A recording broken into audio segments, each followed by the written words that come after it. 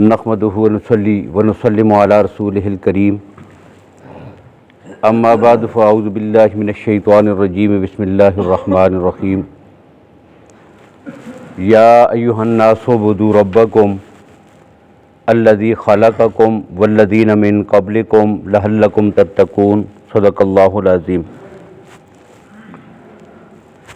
اے لوگو اعبدوا ربکم، عبادت کرو تم اپنے رب کی، الذی وہ ذات خلقکم جس نے تمہیں پیدا کیا، والذین اور ان لوگوں کو من قبلکم جو تم سے پہلے ہوئے ہیں، لعلکم تتقون تاکہ تم بچ جاؤ۔ اب اس آیت کی کچھ وضاحت کل آپ سماعت فرما چکے تھے۔ سابقہ آیات میں اللہ نے 3 قسم کے لوگوں کا ذکر کیا تھا، اور یہ 3 قسم کے جو طبقات ہیں یہ انجام کار کے لحاظ سے 2 طبقات میں تقسیم ہوتے ہیں، ایک ایمان والے ہیں اور ایک اہل کفر ہیں۔ پھر اہل کفر کی آگے جو ہے وہ 2 اقسام تھی، ایک کو جو ہے وہ کافر کہتے تھے، دوسرے کو منافقین۔ اب یہ 3 تقسیمیں کرنے کے بعد اللہ نے ساری انسانیت کو مخاطب کیا ہے، چاہے وہ مسلم ہوں، چاہے وہ غیر مسلم ہوں، کافر ہوں، منافق ہوں، ایمان والے ہوں، سب کو مخاطب کیا ہے، اور سب کو مخاطب کر کے رب العالمین نے ان کے سامنے اپنی توحید کی بات جو ہے وہ دعوت رکھی ہے۔ اب یہاں پر مفسرین نے ایک بات یہ بھی لکھی ہے کہ اس سے معلوم یہ ہوا کہ پوری دنیا کے انسان بحیثیت قوم 2 طبقوں میں تقسیم ہے۔ یہ جو قوم بنتی ہے جس کو ہم قوم کہتے ہیں، تو قوم جو ہے وہ پوری دنیا میں وہ مذہب اور دین کی بنیاد پہ بنتی ہے۔ قومیں ادیان کی بنیاد پہ بنتی ہیں، علاقوں، زبانوں، رنگ و نسل، اس بنیاد پر قوم نہیں بنتی۔ اب ہم پوری دنیا میں ہم کون سی قوم ہیں؟ تو یہ کہا جائے گا کہ پوری دنیا کے مسلمان ایک قوم ہیں، اور الکفر ملۃ واحدہ، پوری دنیا کا کفر جو ہے وہ الگ قوم ہے۔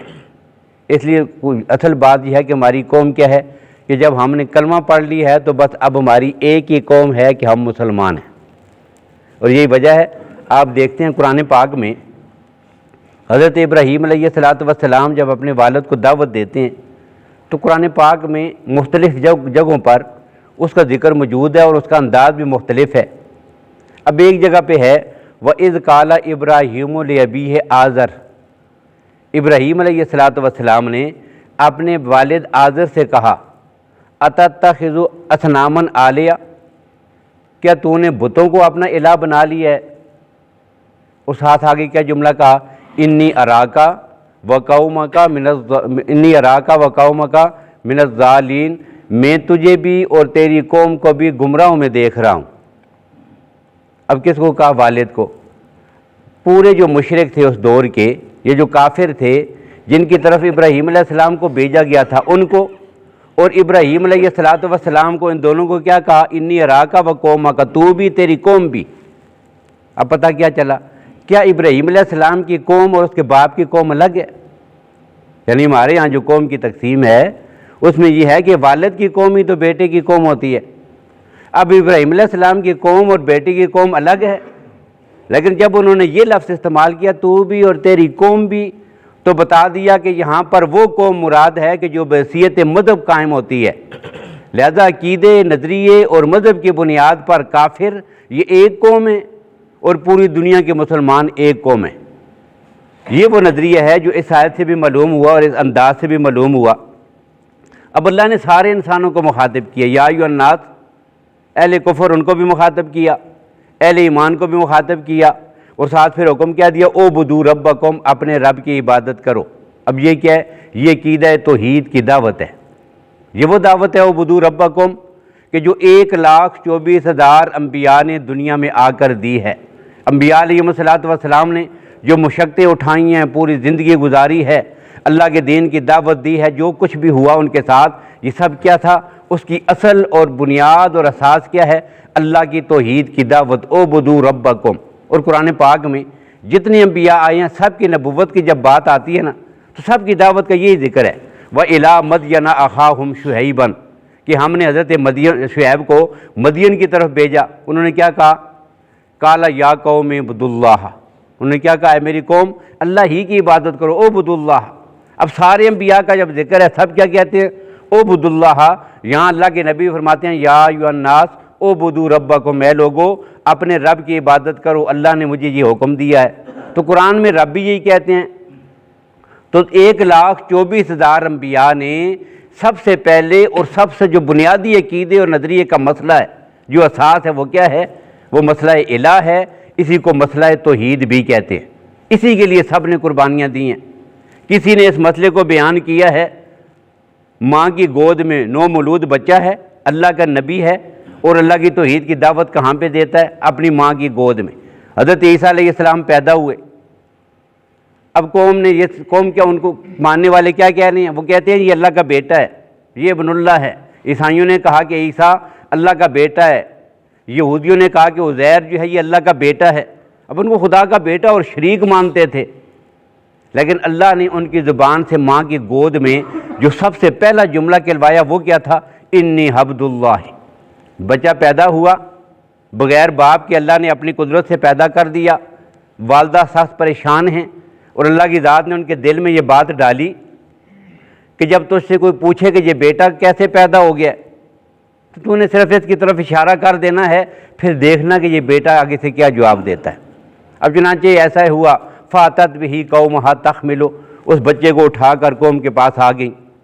اب انہوں نے کہا کہ یہ بچہ یا مریم انا لک، یا مریم، اے مریم، یا اخت ہارون، ما کان ابوک امرأ سوء وما کانت امک بغیہ، یہ بیٹا کہاں سے آ گیا ہے؟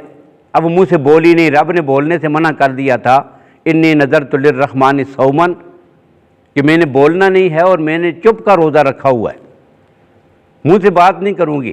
اب بیٹے کی طرف اشارہ کر دیا۔ اب جیسے انگلی سے اشارہ کیا نا تو انہوں نے کہا کہ یہ کیسے بولے گا؟ یعنی نومولود بچہ ہے ماں کی گود میں، یہ کیسے بولے گا؟ اب یکدم اللہ نے حضرت عیسیٰ علیہ السلام کو بولنے کی قوت عطا کی ہے، اور بولے کیا ہیں؟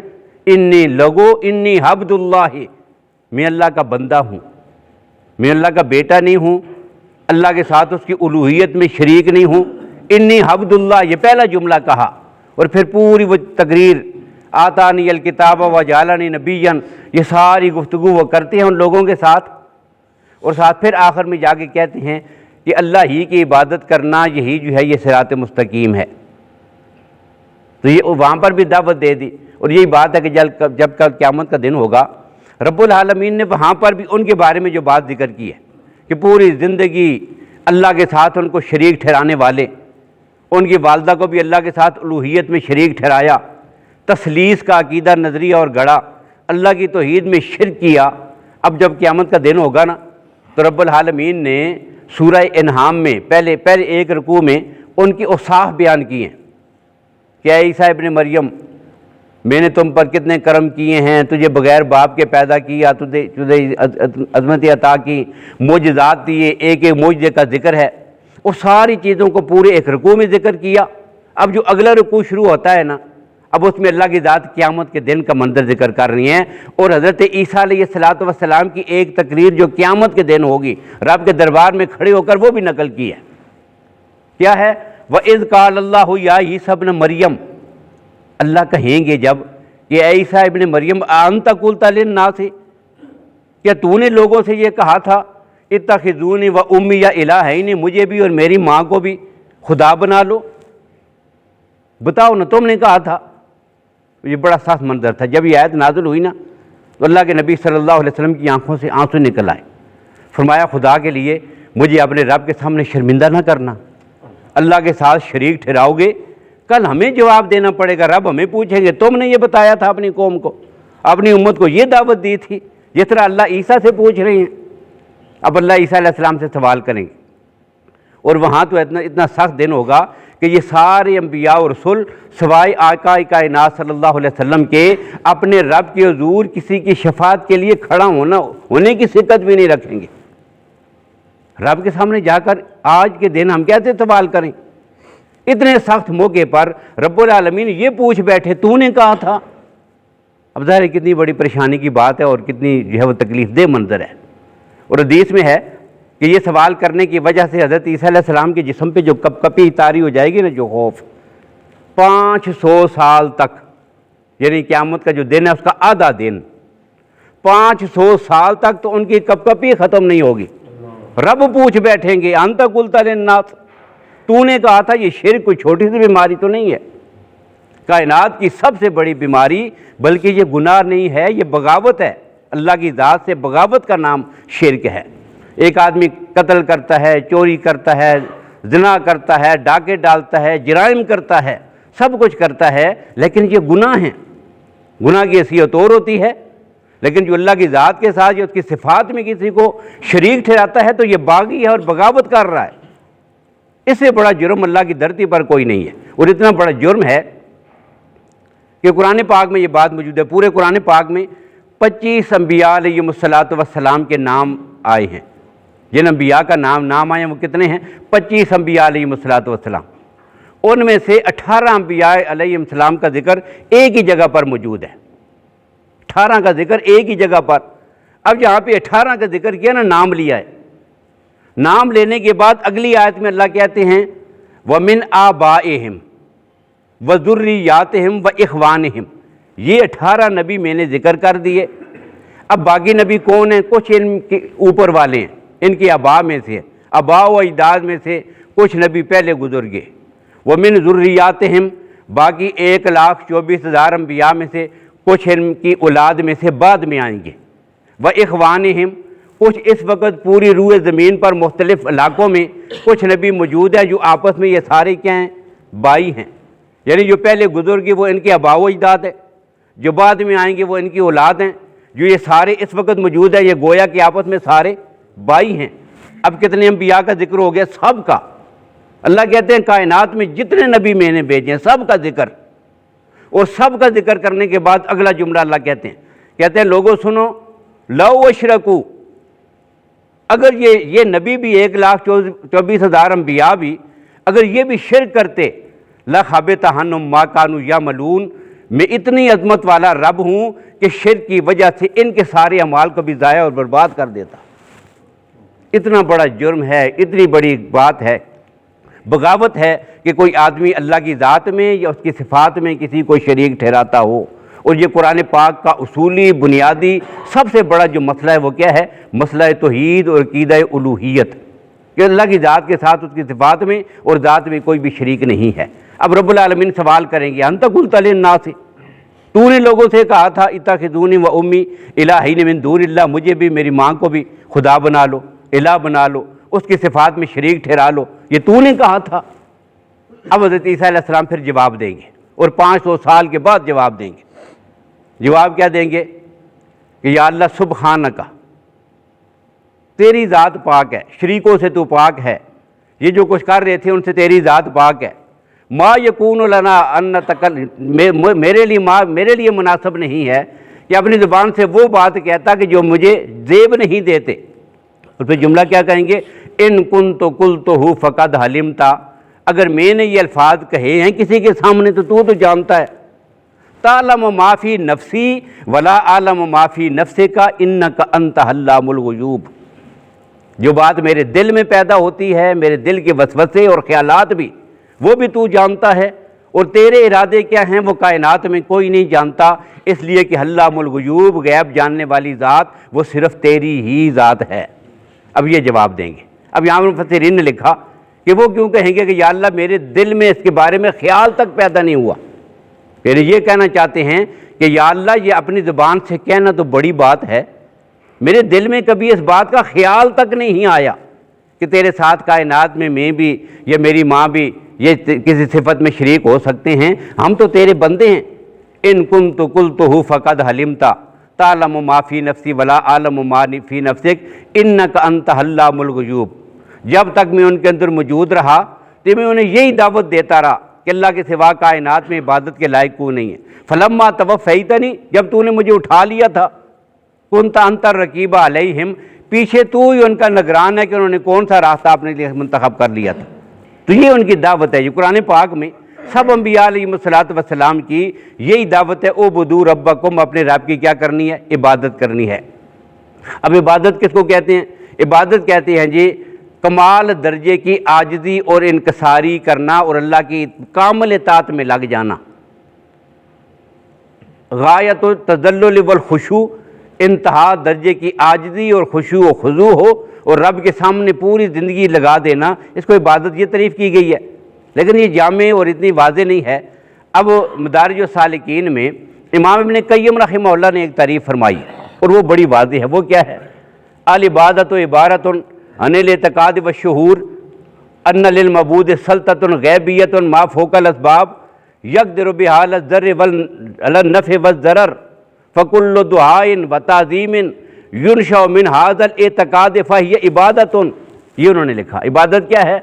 تو کہتے ہیں کہ عبادت کہتے ہیں دو چیزیں ہوں کہ جس کے لیے ہم جھک رہے ہیں، جس کے نام پہ یہ پیسے دے رہی ہیں، جس کے نام پہ بکرا ذبح کیا جا رہا ہے، اور جس کے نام کا میں اپنی زبان سے وظیفہ پڑھ رہا ہوں، جس کو میں پکار رہا ہوں، یہ والی جو شخصیت ہے، چاہے وہ قبر میں ہے، چاہے وہ پتھر کا بت بنائے ہوئے سامنے رکھی ہے، دونوں صورتوں میں ان للمعبود سلطۃ غیبیۃ، اسے میری بات کا پتہ ہے، یہ جو میں کام کر رہا ہوں نا، ان کو پتہ چل جاتا ہے، یہ دیکھ رہی ہیں، یہ سن رہے ہیں، انہیں میری کیفیت کا اور بات کا پتہ ہے، اور پتہ ہونے کے بعد ان کے بس میں ہے، یقدر علی النفع والضرر، یہ کام کروں گا تو یہ خوش ہو کر میری دنیا کی بگڑیاں بنا دیں گے، یہ چڑھاوا چڑھاؤں گا تو میری مشکل حل ہو جائے گی، یوں کروں گا تو اللہ مجھے بیٹا اور اولاد دے دیں گے، میری پریشانیاں ختم ہو جائیں گی، میرے مقدمات ختم ہو جائیں گے، میری دنیا کی آفات ختم ہو جائیں گی، یہ بیماری ٹھیک ہو جائے گی، یہاں سے پتھر اٹھا کر جسم کے ساتھ ملوں گا تو میری پریشانی، یہ دیکھ رہی ہیں، اور ان کے پاس یہ قوت ہے کہ جو آدمی یہ کام کرتا ہے اس کی ساری پریشانیاں ختم ہو جاتی ہیں، بیماریاں بھی ختم، مقدمے بھی ختم، پریشانیاں بھی ختم۔ یقدر بہا علی النفع والضرر، اور اگر یہ کام نہ کیا، مثلا ان کے نام کی 11ویں دے رہا ہوں، اگر نہ دی تو کیا ہوگا؟ بیڑا غرق ہو جائے گا، وہ کشتی ڈوب جائے گی، جس طرح وہ سب سے پہلی عورت نے جب نہیں دیا تھا تو کیا ہوا؟ کشتی ڈوب گئی ہے۔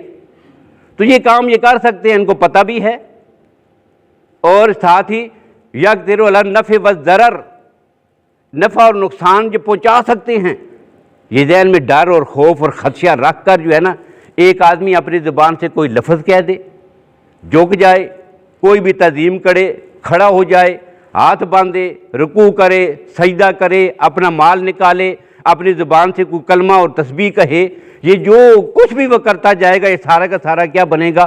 عبادت۔ یہ کیا بنے گا؟ یہ عبادت ہے، اور یہ عبادت کس کے لیے کرنی ہے؟ یہ دونوں عقیدے اور نظریے بھی صرف رب کے لیے رکھنے ہیں، اور عبادت بھی کس کی کرنی ہے؟ صرف رب العالمین کی کرنی ہے۔ یہ ہے جی عقیدہ توحید کا مختصر سا خلاصہ۔ انشاءاللہ جب آگے وہ آیات آئیں گی جن میں رب العالمین نے عقیدہ توحید کا ذکر کیا ہے تو وہاں انشاءاللہ تفصیلی گفتگو ہوگی، کئی دروس میں انشاءاللہ ہم گفتگو کریں گے کہ عقیدہ توحید کیا ہے، مکہ کے مشرک کس طرح رب العالمین کی ذات اور صفات میں شریک ٹھہراتے تھے، ان کو قرآن نے جو مشرک کہا تو ان کے اندر خرابی کون سی تھی، اچھائیاں کون سی تھیں، برائیاں کون سی تھیں، اللہ کے نبی صلی اللہ علیہ وسلم ان سے کون سی بات چھڑانا چاہتے تھے جس کی وجہ سے سارا جھگڑا ہوا تھا۔ تو اس کو کہتے ہیں جی ربکم، عبادت، اعبدوا ربکم، تم اپنے رب کی عبادت کرو۔ یا ایھا الناس، اے لوگو، اب اللہ کے نبی نے سب کے سامنے کہا، اب سب کو جب مخاطب کیا جائے گا نا تو پھر اس کا مفہوم بھی الگ الگ بنے گا۔ کیا؟ کافر کو کہا گیا یا ایھا الناس اعبدوا ربکم، کفر اور شرک کو چھوڑو، اپنے رب کی عبادت کرو۔ یا ایھا الناس اعبدوا ربکم، منافق کو کہا گیا کہ نفاق چھوڑو اور خلوص کے ساتھ اللہ ہی کی ذات کو مان لو۔ ایمان والوں کو، عام ایمان والوں کو کہا گیا اللہ کی نافرمانی چھوڑو، اعبدوا ربکم، اپنے رب کی عبادت کرو۔ اور جو متقین، پرہیزگار، ولی، بڑے لوگ ہیں ان کو کہا گیا اعبدوا ربکم، اپنے رب کی بندگی پر ثابت قدم رہو آخر وقت تک۔ تو جب سب کو مخاطب کیا گیا نا تو ہر ایک کی حسب حال اس کا معنی کیا بنے گا؟ الگ الگ بنے گا۔ اب باقی تشریح انشاءاللہ کل کی گفتگو میں اللہ تعالی ہمیں اپنے عقائد کو اور نظریات کو درست کر کے اللہ کی توحید پہ کامل ایمان رکھنے کی توفیق نصیب فرمائے۔